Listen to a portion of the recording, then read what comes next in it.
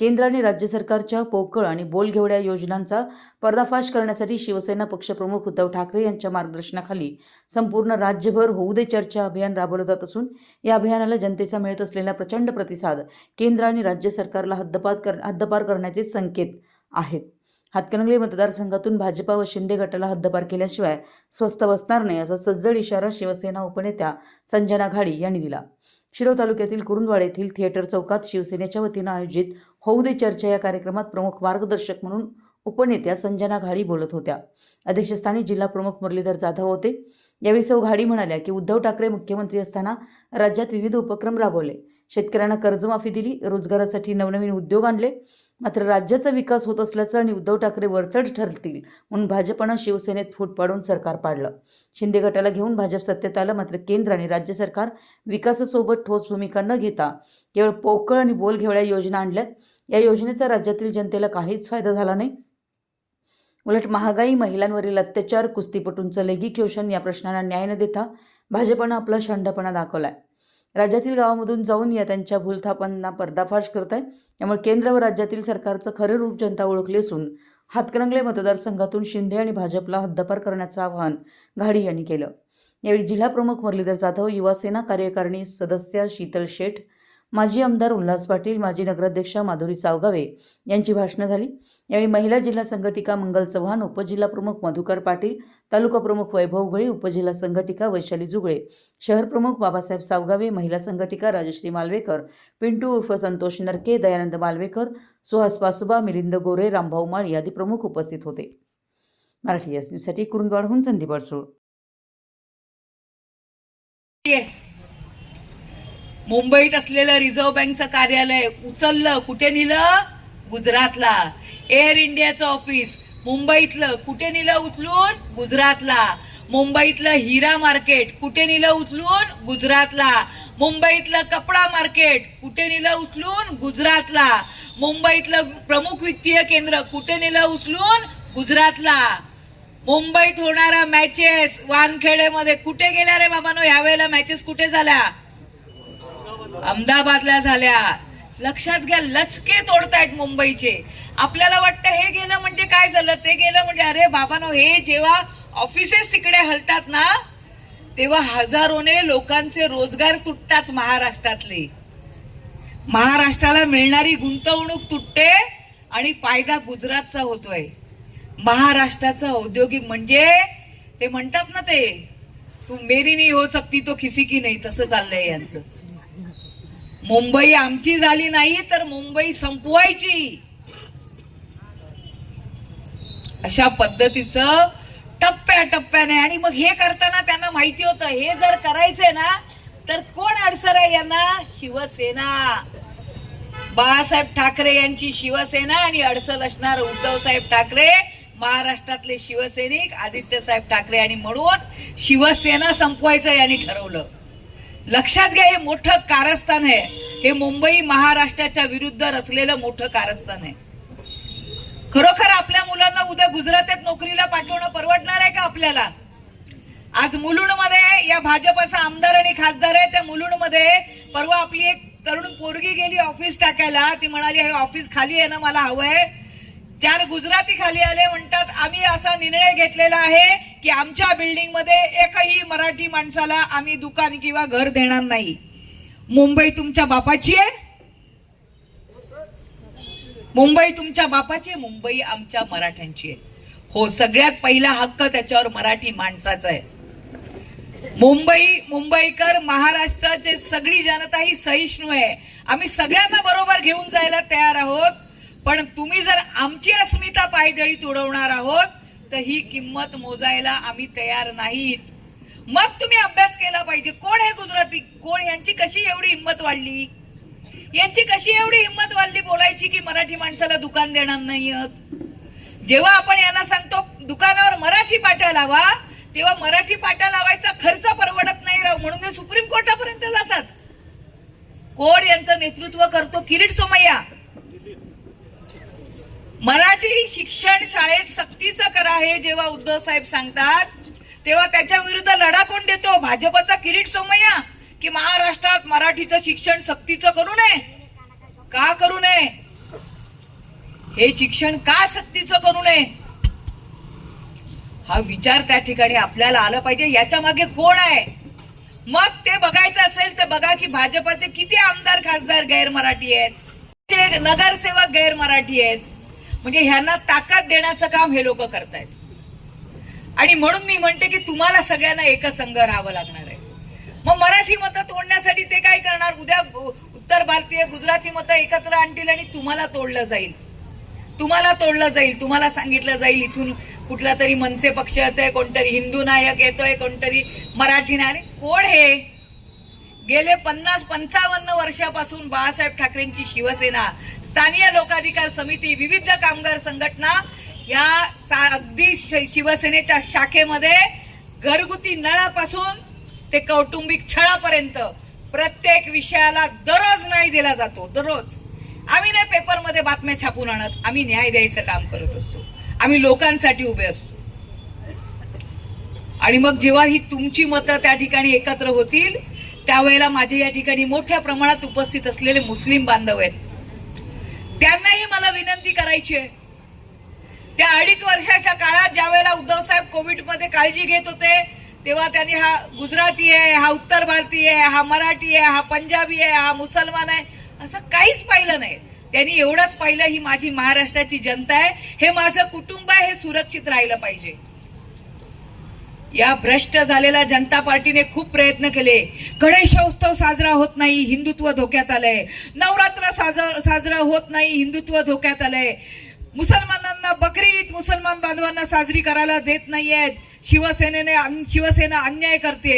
असे वेगवेगळे फतवे काढून दंगली माजवण्याचा, अराजक माजवण्याचा त्यांनी प्रयत्न केला.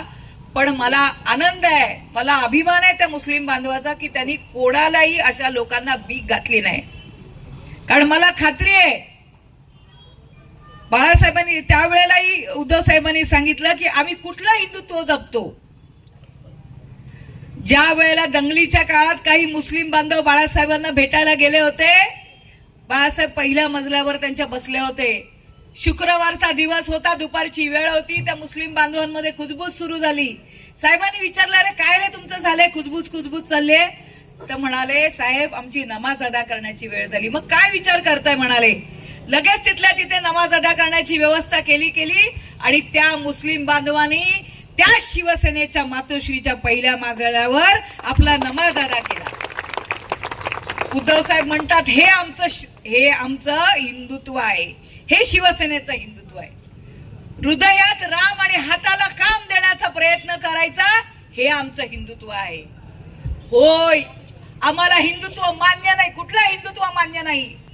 गुजरातच्या गोध्रा हत्याकांडामध्ये ज्या बिल्किस बानोच्या 3 वर्षाच्या मुलीला आपटून मारलं, हे जर तुम्ही हिंदुत्वाचं रूप दाखवत असाल आम्हाला मान्य नाही. बलात्कार केला, त्या 12 बलात्कारांना तुम्ही निर्दोष सोडलात आणि नुसतं निर्दोष सोडलं नाही तर या भाजपाच्या पदाधिकाऱ्याने त्या 12 बलात्कारांचा सत्कार केला. हे जर तुमचं हिंदुत्व असेल तर हे हिंदुत्व शिवसेनेला मान्य नाही. रक्षाबंधनला हेच भाजपाचे नेते सांगतात आपल्या नेत्यांना, आप जाइए और रक्षाबंधन के दिन ज्यादा से ज्यादा मुस्लिम महिलाओं से राखी बांध के लीजिए. आम्ही प्रश्न केला त्यांना, तुमची हिम्मत आहे, तुमचे हात पुढे सरसावणार असतील तर पहिल्यांदा बिल्किस बानोकडून राखी बांधून दाखवा. तुम्हाला राखी बांधायचं राजकारण करायचं ना, तर ज्या शेतकऱ्याची मुलगी बापाला सांगून गेली हो मराठवाड्यामध्ये, बाबा आत्महत्या करू नका, मी शिकणार, मी मोठी होते, मी कामाला जाते मुंबईला, तुम्हाला पैसे कमवून पाठवते, बाबा आत्महत्या करू नका. चर्नी रोडला शिकायला गेली आणि त्या चर्नी रोडला ती शिक्षण घेत असताना तिथल्या वॉचमनने तिच्यावर बलात्कार केला. 2 दिवसांनी तिचा मेलेला मृतदेह मिळाला. तिची संरक्षण हा सरकार हे करू शकलं नाही. हे असं नालायक सरकार आहे, नंदुरबार जिल्ह्यामध्ये माहेरहून सासरी निघाली मुलगी, संध्याकाळची वेळ होती, बापाला सांगितलं बाबा घरी निघते मी आता, 2 तासात पोहोचली की तुम्हाला फोन करते. 1 तासाभरानं पोरीचा फोन आला, बाबा मला वाचवा, बाबा 4 नराधम माझी वाट लावतील बाबा. तिचा फोन बंद झाला. बाबाला कळे ना काय करू, पोरी बरोबर काय होतंय. धावत धावत पोलीस स्टेशनला गेला. पोलीस स्टेशनला सांगतोय माझ्या मुलीबरोबर काहीतरी वाईट होतंय, तिला वाचवा. पोलीस म्हणतात 24 तासाशिवाय काय करता येत नाही, फोटो पाठव बघूया काय करता येतं का. माणूस दरदर जाऊन पोरीला शोधतोय. तेवढ्यात पोलिसांचा 2-2.5 तासाने फोन आला, इकडे ये, एक प्रेत झाडाला लटकलंय, फोटोवरून तुझी मुलगी वाटते, येऊन बघून शनाख्त करून जा. बाप तिथे गेला, बघतोय तर छिन्न विचिन्न शरीर झालेलं, कपडे झालेलं प्रेत त्या नंदुरबार मध्ये त्या झाडाला लटकत होतं. अहो फोडून सांगितलं, अहो बघा माझ्या पोरीकडं, तिनं आत्महत्या नाही केली, तिच्यावर बलात्कार करून तिला लटकावलंय कुणीतरी. तिचं पोस्टमॉर्टम तुम्ही याच पद्धतीने करा की तिच्यावर बलात्कार झालाय का बघा. पण त्या पोलिसांवर काय प्रेशर होतं का, काय गलथान कारभार होता. त्यांनी पोस्टमॉर्टम मध्ये हेच दाखवलं की तिने आत्महत्या केली आहे, फाईल क्लोज केली आणि पोरीची बॉडी अंत्यसंस्कारासाठी बापाच्या हातात दिली. पण बापच तो कसला ऐकतोय पोरीला न्याय दिल्याशिवाय. 42 दिवस त्या गावानं आणि त्या बापानं मिळून ते प्रेत 42 दिवस मिठात पुरून ठेवलं आणि लढा दिला, आंदोलन केलं मुलीचं पोस्टमॉर्टम नीट करा म्हणून. आणि 42 दिवस त्या प्रेताजवळ तो बाप अश्रू गाळत बसून राहिला. 42 दिवसांनी मिठातून ती प्रेत काढलं गेलं पोस्टमॉर्टम करायला. सरकारला जाग आली जेव्हा विधानसभेत त्याच्यावर आवाज उठवला गेला. ही सुरक्षा दिली तुम्ही महिलांना, ही सुरक्षा दिली. आपल्या शाळेतून पोरगा एक मेडल घेऊन आलं की आपण खुश होतो ना ताई. एक मेडल घेऊन खुश होतो. कुस्तीपटूंनी बाहेरच्या देशातून मुली आपल्या कुस्तीपटू बाहेरच्या देशातून भारतासाठी मेडल घेऊन आल्या. आणि मोदीजींचा एक व्हिडिओ व्हायरल झाला, आप सब हमारा कुटुंब हो, आप सब देश का अभिमान हो. या मुली 2 महिने उपोषणाला बसल्या. लाथा बुक्क्यानी मारलो पोलिसांनी त्यांना. काय सांगत होत्या त्या, अहो कुस्तीपटू फेडरेशनचा अध्यक्ष जो तुमच्या भाजपाचा खासदार आहे त्यांनी आमचं लैंगिक शोषण केलं. तुमच्या मुली आहोत ना, आम्हाला न्याय द्या. मोदीजींना वेळ मिळाला नाही. त्याच रस्त्याने लोकशाहीचं मंदिर मानणारा संसदेचं उद्घाटन करायला गेले 1 किलोमीटरवर. देशाच्या राष्ट्रपती द्रौपदी मुर्मू महिला होत्या, आम्हाला अभिमान वाटला, महिला राष्ट्रपती झाल्या. त्यांची गाडी पण त्याच रस्त्याने गेली हो. पण त्यांनाही वेळ मिळाला नाही की 2 मिनिटं या पोरींचं ऐकून घेऊया. त्यांचं आंदोलन उधळलं गेलं, त्यांना न्याय मिळाला नाही. त्यांनाही शेवटी सुप्रीम कोर्टात जावं लागलं. ही सुरक्षितता देताय तुम्ही आमच्या मुलींना. मणिपूर जो भारताचा भाग आहे, कुणी बघितले मणिपूरचे व्हिडिओ. 15-16 वर्षाच्या मुलींची दिखते किनारे नग्न धिंड काढली जाते. नग्न त्यांच्या शरीराशी खेळत खेळत नग्न पूर्ण नग्न करून शेतात घेऊन गेलं जातंय. 100 लांडगे तुटून पडतायत गिधाडं त्यांच्यावर आणि तिथे त्यांना तुकडे करून टाकलं जातंय. 6 महिने मणिपूर पेटतंय. पण आमच्या मोदीजींना मणिपूरमध्ये जायला वेळ नाही. केंद्रीय गृहमंत्री एकदा जाऊन कुठे आले माहित नाही, आले आणि बाहेरच्या बाहेर निघून गेले. मणिपूर तसंच पेटतंय. महिलांवर अत्याचार तसेच सुरू आहेत. 15-16 वर्षाच्या मुलींचे लचके तसेच तोडले जात आहेत. ही सुरक्षितता आहे? नाहीतर मोदींनी मान्य करा. खरोखर ताईंनी मगाशी शब्द वापरला सडा फटिंग. याला सकाळी उठून कान खायला महागाई किती झाली सांगायला बायको नाहीये की मुलींच्या इज्जतीची इब्रतीची काळजी घ्यायला ह्याला पोरगी नाहीये. कशी कळेल याला पोरीची इज्जत काय असते, पोरीबाईची कशी कळायची. अशा लोकांना, अशा नतदृष्ट लोकांना तुम्ही उभे करणार आहात. अशा लोकांना तुम्ही मतदान करणार आहात. काय करतायत, विरोधात बोलायला लागले लोक की त्यांना ईडी सीबीआयचा धाक दाखवायचा. एखाद्यावर बलात्काराचे आरोप असतील, संजय राठोड, राहुल शेवाळे सारखा, त्याला ब्लॅकमेल करायचं, त्याला भाजपच्या मशीन मध्ये टाकायचं. गरा गरा गरा गरा मशीन फिरते, बाहेर आला की मंत्री, बाहेर आला की खातं. किरीट सोमय्या हैराण झाला. किरीट सोमय्या बोलले, अरे ये क्या हो रहा है नेताजी, मैं तो यहाँ पे मोदी जी आरोप करता हूँ, फाइल निकालता हूँ, उनका फाइल बनाता हूँ, और फाइल बाहर आती है तो आप उनको ले लेते हैं अपने पास और उनको मशीन में डाल देते हैं और मशीन से बाहर निकलते हैं, वो धुल जाते हैं. तो किरीट समोया बोलला आता मला पण या मशीन मध्ये जाऊन बघायचंय कशी मशीन आहे. मी तुम्हाला वॉशिंग मशीन मध्ये टाकतो, साफ करतो. बघा 70,000 कोटीचा आरोप मोदींनी केला दिल्लीत. कोणावर? अजितदादांवर. अजितदादा 2 दिवसांनी लगेच गेले बीजेपीकडे. मी तुमच्या बरोबर येतो. बीजेपीने लगेच त्यांना मशीन मध्ये टाकलं आणि बाहेर आला आला अजितदादा पवार महाराष्ट्राचे उपमुख्यमंत्री झाले. काय वॉशिंग मशीनचा किमिया बघायला. किरीट सोमय्या बोलला मैं भी अपनी वॉशिंग मशीन में जाके देखता हूं क्या है. किरीट सोमय्या पण वॉशिंग मशीन मध्ये घुसला, गरा गरा गरा फिरला आणि दुसऱ्या बाजूने बाहेर आला आणि बाहेर आला तो असाच आला, कपडे आतमध्येच राहिले त्याचे मशीन मध्ये. बघितले की नाही व्हिडिओ? बघ किती जणांनी बघितले व्हिडिओ, खरं सांगायचं. किती घाण व्हिडिओ होते हो, किती घाण व्हिडिओ होते. महिलांबरोबर विभत्स चाळे करताना नालायक नागडा होता. लाज वाटत नाही? परवा दहीहंडीत आपल्याच बायकांबरोबर फुगडी खेळायला हात पकडून बोलवलं त्याने बाईला. लाज शरम. एखाद्याने आत्महत्या केली असती. हे नेते नालायक. ह्या असल्या लोकांना तुम्ही मतदान करणार आहात का? भाजपाने हात ठेवला यांच्या डोक्यावर म्हणजे हे ह्यांचं नागडे व्हिडिओ येऊ देत, हे महिलांबरोबर काय हे सगळे पवित्र झाले. मान्य करणार आहात का तुम्ही हे सगळं? तुम्हाला चालणार आहे का हे सगळं? असा महाराष्ट्र अपेक्षित आहे का तुम्हाला?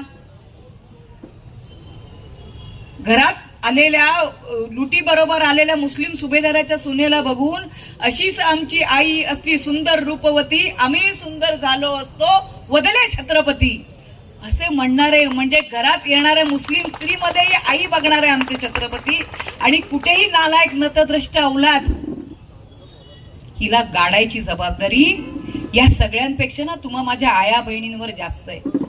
आया बहिणींवर जास्त आहे.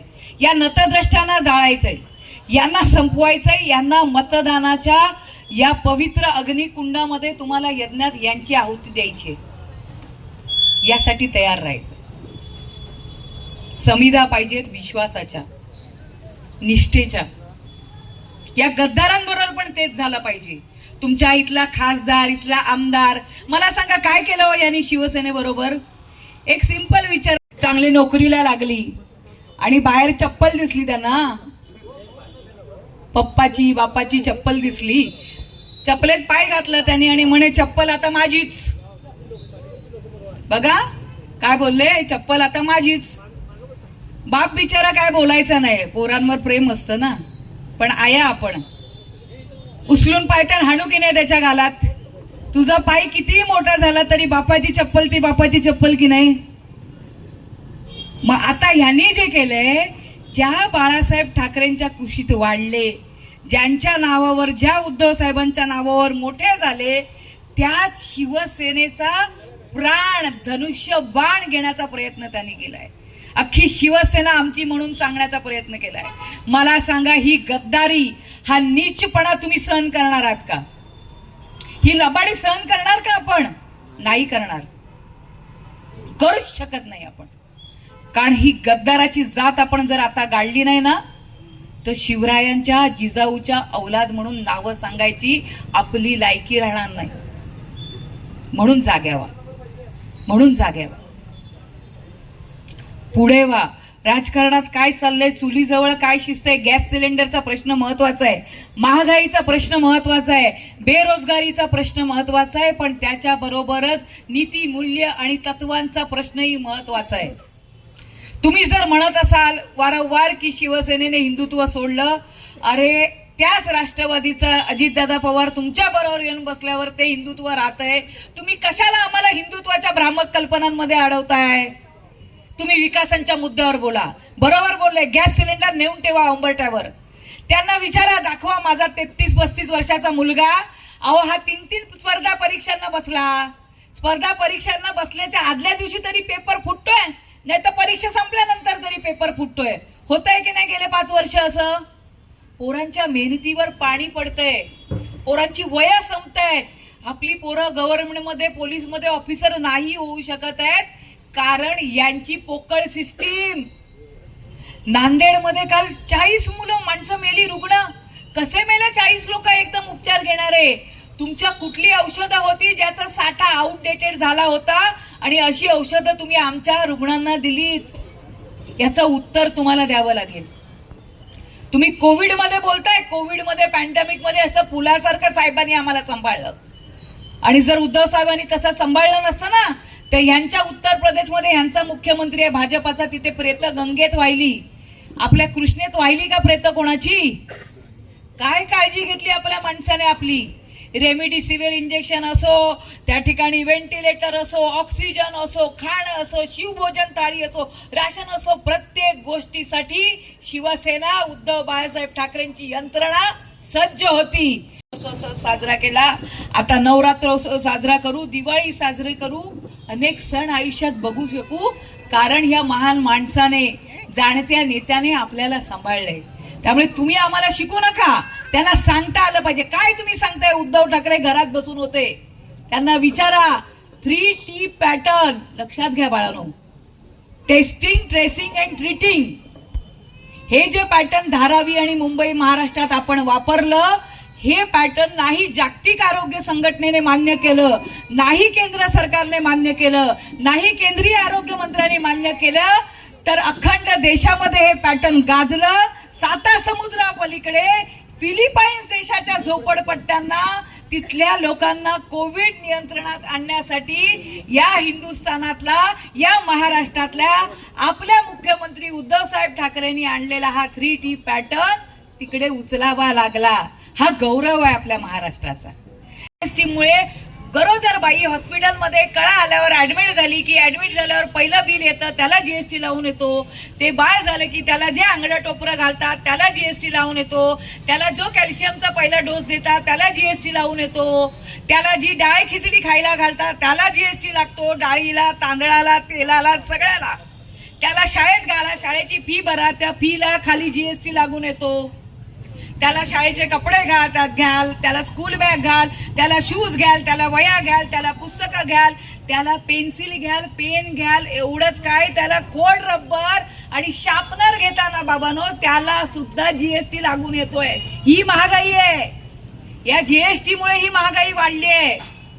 एवढ्यालाच नाही लागत, या सगळ्या कटकटीतून उठून माणसाने जीव सोडला तर तिथून स्मशानात नेईपर्यंत जेवढं प्रेताच्या अंत्ययात्रेला सामान लागतं त्या सगळ्या सामानाला जीएसटी लागतोय.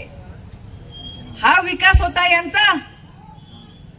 जन्मापासून मृत्यूपर्यंत टॅक्स, म्हणजे जिवंत माणसाला जगायला द्यायचं नाही, मेलेल्या माणसाला सुखाने मरायला द्यायचं नाही. ही जर यांची नीतिमत्ता असेल, हे जर यांचं राजकीय विश्लेषण असेल, याचा हिशोब आपल्या सगळ्यांना घ्यावा लागेल. याचा हिशोब तुम्हाला घ्यावा लागेल. यासाठी सतर्क राहा, तयार राहा. ज्या भगवान श्रीकृष्णाने या बोटावरती गोवर्धन पर्वत पेलला आणि गोकुळाचं रक्षण केलं ना, तसं या महाराष्ट्राचं रक्षण करण्यासाठी लोकशाहीचा हा गोवर्धन पर्वत तुम्हाला पेलावा लागेल या बोटावर. हे बोट तुमचं करामत करू शकतं. कधी? मतदानाच्या दिवशी ज्या वेळेला तुम्ही मतपेटीवर त्या ठिकाणी ते बटन दाबणार आहात ना, त्यावेळेला पक्का विचार करून फुल सगळं वसूल करायचं यांच्याकडून. महागाई काय? माझ्या पोराच्या वाटशीत रोजगार घेऊन गेलात काय? माझ्या पोरींना असुरक्षिततेची भावना तुम्ही निर्माण केलीत काय? आमच्या महाराष्ट्रामध्ये गद्दारीची बीज पेरलीत काय? ज्या शिवरायांनी महाराष्ट्राचं स्वराज्य स्थापन करायला सुरत लुटली, त्या सुरतला जाऊन या नालायकांनी महाराष्ट्राची इमान आणि इबरत लुटली. यांना धडा शिकवण्यासाठी वापर करा. लोकशाहीने दिलेला, संविधानाने दिलेला सगळ्यात महत्वाचा अधिकार. आणि लक्षात घ्या, या वेळेला जर तुम्ही चुकलात ना, पुढच्या वेळेला तुमच्याकडे मतं मागायला सुद्धा कोण येणार नाही. कारण जो जिंकेल त्याला हे खरेदी करणार आणि त्यांच्या बरोबर सत्तेत जाणार. कशाला विचारायला येतात मतदार राजा? तुमचं मतदान त्यांना गरजच लागणार नाही. प्रचंड पैसा पीएम केअर्सच्या माध्यमातून जमा करून ठेवलेला आहे, हवा तसा खर्च करणार. आताही लक्षात ठेवा, 50 खोके 100 खोके नाहीत, गुजरातला हात हलवत गेले नाहीत आणि गोव्यावरून हात हलवत आले नाहीत. 50 खोके नाही, 100 खोके यांच्या घरात गेलेले आहेत. इलेक्शन मधून बाहेर पडतील, तुमचे चेहरे बघितले जातील, ठरवलं जाईल काय रे याचा भाव, हा 1000त मॅनेज होईल, हा 500 मध्ये, हा 2000, हा 5000, याची थोडी 2-4 माणसं जास्त आहेत, हा 10,000. अरे हा मटन बिर्याणीत सेट होईल, हा चिकन बिर्याणीत सेट होईल. सेट होणार का? एवढीच व्हॅल्यू आहे का आपली? खरं आहे की नाही बाबांनो? राजानो, तुमचं मतदान ज्या वेळेला तुम्ही देणार आहात, ही तुमची पोरं बाळा बाजूला घेऊन बसलायत, यांचं भविष्य दावणीला लावताय, एवढं लक्षात ठेवा. चर्चा करा, जी गोष्ट सांगितली त्याची सत्यता पडताळा, आणि उद्यापासून सुरू रेशन दुकानावर असेल, नळावर असेल, विहिरीवर असेल, सावडीवर असेल, टपरीवर असेल, दुकान जिथे भेटाल तिथे चर्चा झाली पाहिजे. हेच सांगतोय आम्ही. बस हो गई मोदी जी आपकी मन की बात, अभी चलेगी जन की बात. अभी महाराष्ट्र की जनता जान चुकी है क्या, लाखों का चश्मा करोड़ों का सूट. मोदी जी क्या पहनते हैं? लाखों का चश्मा करोड़ों का सूट, सुबह से शाम तक झूठ ही झूठ. महाराष्ट्रातल्या जनतेने हे ओळखलेलं आहे. तुमचा हिशोब करायला आम्ही सगळेजण सज्ज झालेलो आहोत. हा निरोप त्यांना केला पाहिजे, आणि हेच या होऊ द्या चर्चेचं अभिप्रेत असलेला रिझल्ट आहे. हे आम्हाला आपल्याकडून अपेक्षित आहे. आई भवानी, आई जगदंबा, आई महालक्ष्मी आपल्या सगळ्यांना यश देव.